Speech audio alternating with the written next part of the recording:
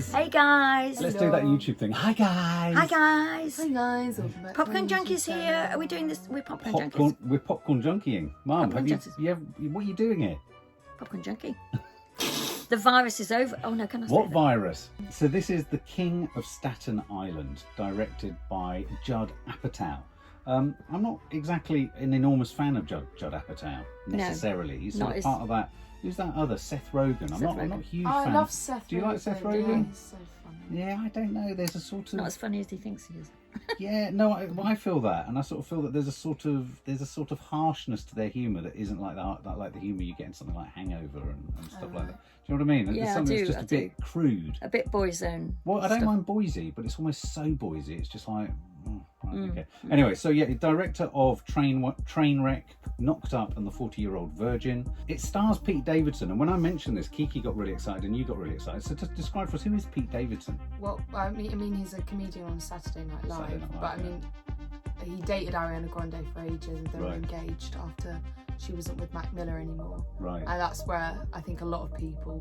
Is that where a lot of people know him Yeah, from? Yeah. So he has a sort of. Does he have a notoriety? Is he well publicised that he sort of struggles in his life? Yeah, he's quite messed up. He's quite messed up. Well, it's a curious film because it's The King of Staten Island. It's about a young sort of slacker, for want of a better expression, and largely it's the story of the actor Pete Davidson's life. Yeah. We sort of discovered after the event.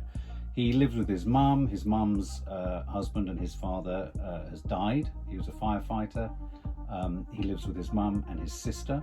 His sister's very sort of aspirational. She's off to college, so it's very much that contrast of feeling like his siblings off into the world, whereas he's still getting stoned and really baked with all his mates in their sort of den. And he's got Crohn's disease. And he's got Crohn's disease and he's got ADD. Yeah, absolutely. So he's behaviourally he's all over the place. Challenged. It also stars Bel Powley, who we love from The Diary of a Teenage Girl. Yeah. And she was also brilliant in the morning show on Apple TV. And it also stars Steve Buscemi in a cameo, and Marisa Tomei, who you know and we know from Spider-Man, really, don't we? Yeah, she plays the aunt. She's played aunts and mothers for centuries and seems to look exactly the same for the last 20 years. And the bald guys, the guy that created F is for Family, yeah, and which Bill is a Burr, show I love isn't it? on Netflix. Yeah. I don't know him at all, but I thought he was brilliant. And he also had a small part or a meaningful part in Breaking Bad. So it's a kind of it's got all the makeup of being a real indie number. But, and it's a big but, I came to this slightly sort of hopeful, because I'd seen the stills, I'd seen the trailer, and I thought, oh yeah, this looks kind of cool, I'd seen the poster. And then I thought, but Judd Apatow, it's going to be just crude, it's going to be a bit obvious, it's going to be a bit sort of like sick and vomit and fart jokes and sex jokes and all that kind of shit, which is fine. I like all that, but I like it to be done quite cleverly, so I wasn't expecting it to be clever. How would you guys describe the feeling as it sort of got going? Well, it had you right from the start, didn't it? I think the beginning was a really good start to the film. Yeah. Because it starts with that amazing scene where he's driving. Yeah, and he just closes his eyes and carries on. But then apologises. Yeah. Well, because of the pilot that he creates. And I thought what was clever about that opening shot was it was quite sort of mystical. We spent the rest of the film not being able to work out if that was a flash forward or a flash back. Exactly. And I thought that was quite clever because I don't feel it was ever particularly resolved, but forgetting that. So as we got to know him, what did you feel of Pete Davidson's character? What were your feelings at first? Well, the first thing I thought about the film as a whole, because I don't know this character at all, don't know his reputation, or anything, and it was like watching some sort of, the writing was astonishing because it was this quick fire without being coarse or boys ownish really, although it involves a group of boys. It was so fast and it was so funny, wasn't it? It was laugh out loud funny right from the start. And he is the strangest character. I mean, he's odd. He is odd, isn't he? It's like Kiki had a really good description of him. It's like his teeth were too big for his head. Yeah. I mean, insofar as how someone looks in film, it's fair cop, really. He does look. He's odd looking. You were striving for comparisons. Yeah, I thought he looked like a young Jim Carrey. He was lanky and everything. I liked his face. I got used to his face, but to begin with, it threw me. I mean, he's a very physical person because his body is amazing. The tattoos, the physicality. I think he's quite he's a very physical performer. He is. He is. I think I saw his character. Well, I mean, his character's basically who he is in real life as well, but he's quite a likeable, unlikable person. Yeah, and I thought that was a really difficult balancing act to succeed at. Because I feel like some people could just watch this film and be like, oh, I don't care enough, he's not likeable, he's not good person. And very sorry for himself. I kept thinking, oh, because they trod that line, don't you think? Quite, where a couple of times I thought, oh, come on, pull yourself together, that's too much, which was quite clever, because then he'd pull me back. Right down to, I thought it was odd at times, because he would sort of actively describe himself as a no-hoper and a slacker. Hey, what are you doing? I've got no, what was his phrase? There's a phrase for when you're just a stonehead, and he said, what are you doing? You can't do that. I've got nothing going for me. I can't, later in the film when he's kind of asked to leave, and it's just like, I thought, oh, interesting that his own perception of himself is what an absolute dismal failure is. And almost everything that everybody else was doing, particularly his mother, it was like, well, what about me? Yes. What's going to happen to me? Yeah. So in that sense, he was the selfishness of an addict, but also the selfishness of a young person. Yeah. But whereas some people might sort of hold that in because they know it comes out sounding really pathetic, he didn't. He seemed to relish it. I was more amazed that everyone didn't punch him in the face and leave him. and me. And yet at the same time... But like I say, he's something really likeable. Like, I really liked him. Even though he was difficult and he was, you could see he was exhausting. But there's something... I don't know quite what it is because a majority of the film is kind of an arse. Yeah, but he is an arse. There's something about him that's like... charming as well. He's got charisma. Got charisma, absolutely. Very if you've got charisma, you've got charisma. Really, it's a film about a boy and his absent dad. Yes. It's a film about father-son relationships. It's a film about grieving. Well, it's a film about grieving, but it's also very much a film about father-son relationships, because the relationship he subsequently develops with Bill Burr's character, the love interest of his mum, becomes a very fascinating, I think, we'll get to that, it becomes very fascinating. But what did you think about this idea that it was, clearly he was playing it for real? Because the actor Pete Davidson lost his dad in 9/11. Yeah, well, we didn't know that when we first started watching it. No, the whole we time didn't. I was thinking his character seems to be a lot like, what people say he's like in real life. I wonder if it's, a true story.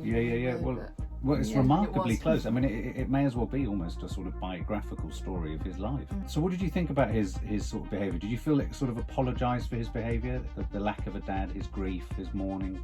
I think it apologised for all of his behaviour, because at the end of the day, sometimes you're just in the wrong. But it made you understand why he did the stuff that he did. Yes. And you didn't. I mean, at no point was I judging him for what he was doing, because I wouldn't be able, if you died, I would have been like him. Yeah. Well, there's a sort of nihilism at work, wasn't there? He just sort of thought, well, what's the fucking point, and why bother? He was just realistic. Like I like when they were at the family graduation ceremony thing, and like they're saying stuff like, your father would be looking down on you, and I was like, no, he's not. No, he's not. Yeah, I loved it's just all like that. so matter of fact. But I thought there was a really emotional and interesting exchange between him and his sister before his sister left for college, where he said, you're lucky you didn't get to know him. I got to 7 and I lost him. You wouldn't have known that he was the coolest you person didn't know he was ever. the coolest person ever, absolutely. And I thought that was an incredibly clever and subtle and swift way of telling us the differences that different siblings have. I was going to say, because it's clever, because it's both, I mean, it's going to be hard for both. For him, in it's different like, ways. I've known him, I know what he was like before he died, but then for her, it's like, I never got to know him. Yeah. It's almost the height of feeling sorry for yourself, but at the same time true. So I mean, it's grief is that, isn't it? Grief is yeah. about feeling sorry for yourself. It is one of those sort of rare opportunities in life where you're justified to sort of feel sorry for yourself. There were some standout funny fucking moments in it though. There were. And I think one of them has to be the tattooing of the boy on the beach. Oh my god, that was so funny. I loved his group of friends. They were amazing, each individually, weren't they? Fat They were Kanye. brilliant. Yeah. That was so funny. Right down to that officer, he was. Oh my really god! well. I mean, all the cameo parts. It felt like, and there wasn't a bad character in it. No, there wasn't. No, I There didn't think there was. And the Ray's children's mother, the ex. Yes, she was fabulous. Well. Yeah. Well, yeah. So at quite a crucial point in the film, Pete Davidson's mum meets another guy. How does she meet him? He tattoos a 9-year-old kid in the woods. Yeah. Well, starts to. Yeah. And then the kid freaks out, but then basically the dad of that kid comes round to his house and to tell him off and tell the mum needs to pay for the treatment to get rid of it. And then they end up falling in love with each other. And he's also a fireman. But what did you think about that character of Bill Burr's? The sort of the new love interest? I thought he played it brilliantly. I mean, he did the whole thing of like arriving at the door, being the concerned parent. How are you bringing up your kid and all of that? Absolutely perfect. And then slowly, how did he Well, when he found out that the dad had died.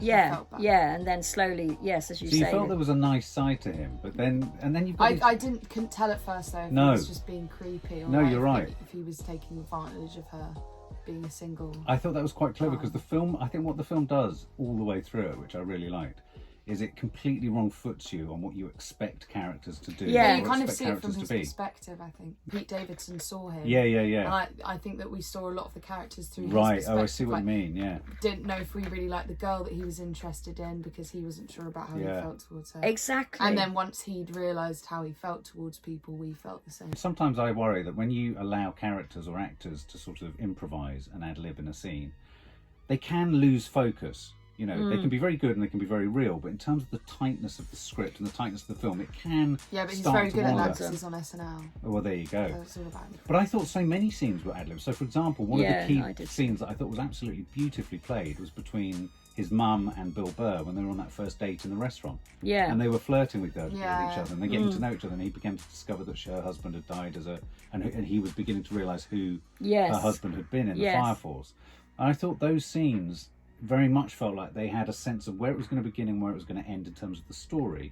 They were allowed to improvise, so you had some really authentic smiles and laughter, and there was a real sort of chemistry between everyone in this, even when they didn't get on. There was. And yet Bill Burr's character, I hated him at one point, and there was that crucial scene where our main character, Pete Davidson, goes and meets his ex-partner and is given this sort of terribly sort of prejudiced portrait different information, as if he's like and that's but when I it goes believed wrong. that information. I believed her when she too. said it, but then we're believing a woman who's opening a bottle of wine at 11 o'clock in the morning. And also saying she hates him. Yes. But that's her opening gambit is, I hate him, and then giving all this information. But at that stage I thought, oh my goodness, he's not the person, the love interest is not the person we think he is. But didn't that remind you of how much we take for granted what we hear from a character in a film? Because we all heard it and we all believed it, and then we're all looking at him thinking, he's a cuckoo, he's coming to the nest. Yeah, and then he beats him up, says his dad's an arsehole. And you're like, fucking hell. And that's what I liked about the film. I thought at that point, right, Bill Burr's character's done his thing. He's been the thing we thought he was going to be. Controlling, male, hopeless, gambler, waste of space. Yeah. And then it didn't do that. Then the film became there was a second film, I felt, where he built a relationship. I liked the second. A good way of describing it. Second film. It could have changed. Did you believe it? Did you believe it? I mean, this... Yeah, I did, because there was a point where I sort of, and I suppose that was in the middle-ish, where I thought, I'm not sure where this can go from here. And then it did. It became another film. Yeah, and I agree. That worked. There was one point where I was like, I don't know if he'd do that when he went to the fire. Yes. I was just like, I don't know if he would do that. But like, once it happened, it made sense that he would do that, if that makes sense. What did you think of the whole thing of Staten Island? I mean, it's in the title. I was just going to say, we need to talk about Staten Island. Yeah. I mean, Staten Island, as we understand, or as I understand it, is very poor, very impoverished. The poorest of the boroughs. Poorest of the boroughs. It's also the one borough in New York that lost the most people on the first responders. Lost the most first responders in 9/11. I never knew that. So, which explains, in a way, the ethos behind the whole film, in doesn't a sense. So I think, in a weird way, it is a portrait of a borough. And there's that lovely scene with, what's the name of the girl, Bel Powley, where she's discussing, how can we make Staten Island cool? And everyone who lives in Staten Island is like, what do you mean it is cool? It's like when people say Croydon's shit, and you're like, well, I come from Croydon. Do you know what I mean? And I like that. I thought it was interesting. And what do we think of Bel Powley's character, his love interest? She's always great, I think. I think she was really good. But weirdly, I felt like she didn't fit in with the storyline. It didn't bother me to the point where I was like, I don't like her, she shouldn't be in it. Yeah, I agree. But for me, she was the hardest to sit with. I couldn't work out whether that was because we know she's English and she's performing American. I didn't know that. Yeah, I just couldn't work out why she didn't quite fit in, because in herself, she was a great little actress. No, she was great in it. And I liked watching her on screen. Something about her character. Yeah, I agree. And I, for some reason, didn't feel like he would be with someone like... Well, I didn't think he would be with someone like that, and I certainly didn't think she'd be with someone like him. Yeah. And they would stick to each other so much. I feel like they would have just... Yeah. But I mean, she didn't bother me so much that I was like, why is she in this? And I thought she was really good. It was just... she was the character that didn't fit in the least. And I do know what you guys mean, though. She was almost so pure and pristine and clean with those big eyes, but she almost looked like she kept being dropped into the plot.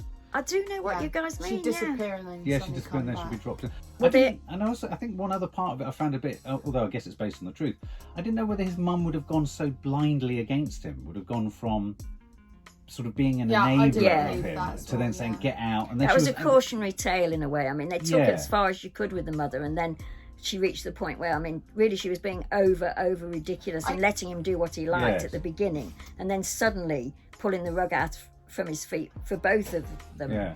I believed her telling them to leave, like Ray and Pete Davidson, but what I didn't believe she'd do is when he came back to tell her that he'd done stuff well, that she just laughed and pushed him out the door. Oh yeah, I thought that scene was odd, where she was really sitting with weird. that other woman. Yeah. I thought the I other don't know woman if was that good. actually happened. No. Davidson, but Who was the other one? Was it her sister? Yeah, I don't know, they Yeah, both it's worked the one- together, didn't they? How do you go from looking after him for that long to being like... Yeah. Other standout moments for me in the film, other standout moments were... The funniest moment for me was when his mate said, "It doesn't look like Barack Obama," the tattoo on his arm. he goes, he can't fuck. I mean, as you rightly said, it was like that scene from This Country where he's wanting to be a tattooist and he's got this business plan to open a restaurant tattoo parlour. Which is a great idea. I kind of part of me finds it quite appealing. I would go to that. Yeah, I I would. But his tattoos were bad, and yet we sort of almost felt... No, but they were like good bad tattoos. Yeah, I know what you Like, mean. I would get one of his tattoos. Oh, they were appalling. No, Yeah. but they were like bad. They looked purposely bad. What about the and it one of made the it good. what of the one of the cat's arse where they used his belly Yeah, button that as the was cat's so arse? I mean, No, there's and then some he was really... like, "It reminds me, I have a belly button." I mean, there are some very funny, and also, you know, later in the film, once his relationship with Bill Burr warms up, but in that scene where he then agrees to tattoo his back, and he's not quite honest about what he's tattooed and all that sort of stuff. When they show his back, how Yes. to begin with, I thought it's dreadful. Oh my God, you know what's going to happen, and then slowly You realise, oh, this it's is going to not work. dreadful. This It's going to isn't work. dreadful. Yeah. I really liked the moment where they were all where the other firefighters were talking about his dad. Yeah, I thought that was a lovely really sweet scene. moment. I feel like my only problem, like I thought Pete Davidson was brilliant in it. He was really funny, and I've never seen him act before like that. So it was, but for me, I wanted just at least one moment in the film where his character kind of blew up. Like I felt like he got angry a few times. You know, he kind of lashed out, but you know, he was talking about he has these impulsive. Yes. You know, but I didn't see a lot of that. There was I agree. The beginning with the car, and then the bit where he smashed the computer. Yes. But I feel like there needed to be this big dramatic, like I I know love what you a mean. moment where the character like crashes, Loses and it. just kind of lose it. And I know what you mean, because crying there was and enough screaming. going on for him, and given his conditions, if you like, for him to have gone there. Yeah, You like know, when his mum started dating, like got angry, but I felt like it could have gone further. Yeah. In a way, I like that it didn't, though. Oh, did you? I mean, as you say, you would have sort of expected it to at least once. Yeah. But in a way as well, I thought the rhythm of the film was so strange in the fact that the only time you really did see him lose his temper, except for the computer thing, was the very beginning where there's an accident and he's sorry. I think, oh my God, he's so sort of... I didn't see that as losing temper though. No, That was just no, impulsive. but on the edge of sort of something. But You I don't wanted know to what. see one. For me, I wanted to see. I I love think it when there's like the big crescendo for a character. Okay. And then they kind of fix up. I was after waiting that. for it. I kept waiting for And it. I it thought just that never I came. kept thinking it was going to happen, and it didn't. Yeah. I don't have a problem with it not, but I would have liked. Which caused tension, didn't it? Which maybe was what the film wanted. Yeah. I thought the relationship between the boys was fabulous. Oh, it was great. It reminded me of some of the best bits of mid-90s, you know, that sort of... Yeah. Sort of And naturalistic. then what the film did was it replaced those boys with the men. Yes, the which he was firemen. missing. Well, I think it showed in a nice parallel way. It shows you the way in which men sit within tribes. Yeah. You know, and you need to sit, and it doesn't matter whether you're firemen or sort of slackers or dropouts. There's a bond and there's an understanding between you. And there's a knowledge of your good qualities and your bad. And I thought that was what was really nice about the early scene with the dropouts when they're all in the sort of smoking den. And, you know, the young boy from Monos who we really like. And they were all kind of like joking with each other, but there was a real sensitivity between them as well. Yeah. And we won't spoil what happens to that group of friends, but something really, really untoward happens. That was a very stressful scene, the pharmacy scene, wasn't it? What about that kid that came to buy 5 Xanax and they're just like... Oh my God, give us your shoes. Getting to... That was really well played, I thought. I mean, so the dialogue where it was scripted, it was beautiful. You couldn't tell where it was scripted versus where they improvised. And I thought that was an incredible and it was all achievement. good, and the writing. Yeah. Okay, well, shall we sum up and score? Yes. Who should go first? I mean, I've always kind of liked Pete Davidson. I've not known enough about him to, you know, be a fan or like. I've always kind of wanted to know more about him, and he's really good on the Saturday Night Live stuff I've seen. Sure. But I've never seen him act like this, and this kind of looked like. I had no sense of him at all. Yeah, this kind of looked like an indie film, and I love an indie film, so I was like, yes. I mean, I enjoyed it from the start, especially because I don't really know what I was going to be getting out of it. I didn't really know what it was about, so I was kind of surprised by everything that happened, and I thought that his performance was really, really good in it. And like I said, I liked how he would come across as an unlikable character, but at the same time there's a lot to like about him. Yeah. And I loved his group of friends, and I kind of wish that there was more of them. I felt like like you said, they were kind of dropped at one point. Yeah, I feel like I liked how realistic it was. There wasn't a lot of like resolved relationships. Very with people. true. There were a lot of like characters that kind of came into it and then kind of just went away, like like they do in life. I liked that true. not everything had to be completely explained. Yeah. I liked the look of it as well. It had like I love a grade. A grey grade. Yeah. But I thought it was a good. I didn't feel like it was too long either, and it is quite long. It's 2.25 hours. Yeah, but it didn't feel long it. No. And it was very, very funny. I thought it was really well written, and you couldn't tell when they were improvising and when they weren't. And the improvisation didn't like you said. There's a lot of films where you feel like they've let them improvise for too long. And you're like, kind of going off. It's getting too now, self-indulgent. but all of the improvised bits really work. I feel like the bit where they tattooed the 9-year-old was improvised a bit. And it was so funny. I just found it kind of weirdly a charming film. It was, even though it's quite dark and it's quite realistic. Whoa, what would I give this out of? I think I'd give this 98. 90 Fate. Wow. 90. Yeah, 90 Fate. 90 Fate. So what is that? 98. 98, okay. As I say, I didn't see the trailer. I was coming to this just on the basis of Judd Apatow. I didn't even know who Pete Davidson was. I was immediately charmed by him, and I'm always drawn to actors or performances where they manage to keep your interest and you care, even though a lot of their behaviour is really sort of annoying or unlikable or just selfish or whatever.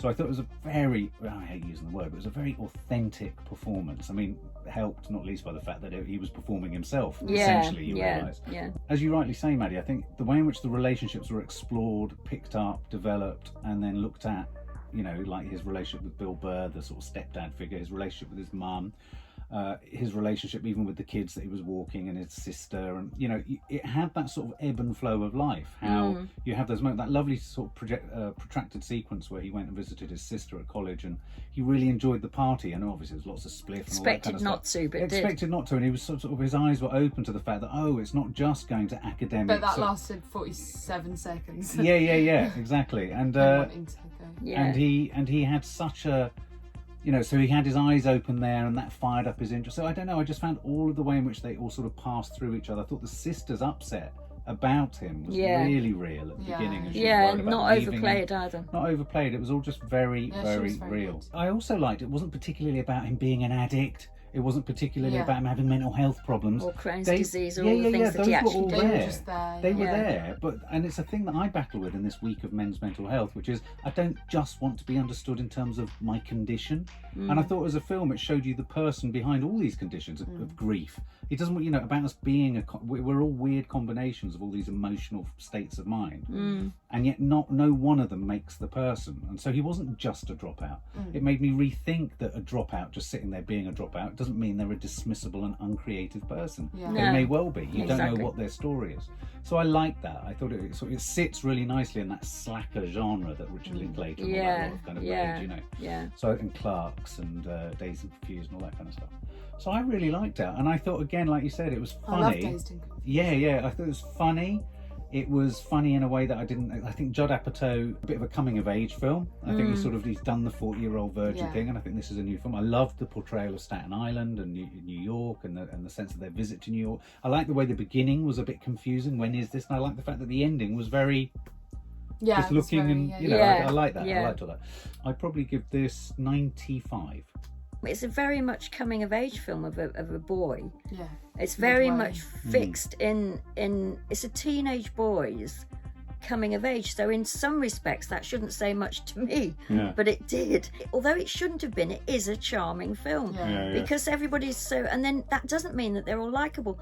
Often they're not, and he especially. And it's interesting that you should say it makes you almost wonder what he could do next, because it's that aspect of him that reminds me of Jim Carrey. The way Jim Carrey has always been Jim Carrey in whatever he's been in. I suspect that this guy will be similar. Right. He's got funny bones, clearly. I know what you mean about that. And also like this lanky sort of pulling faces and just being ridiculous. I can tell that everything I see him in, I'm going to laugh. He makes Gormless funny. Exactly, which Jim Carrey does. So I won't belabor that.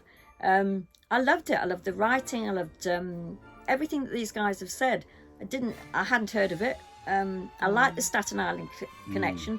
I've been to Staten Island. That amazing thing of it being so poor, but you look across and you see what must be pretty much the most amazing, sight in the world.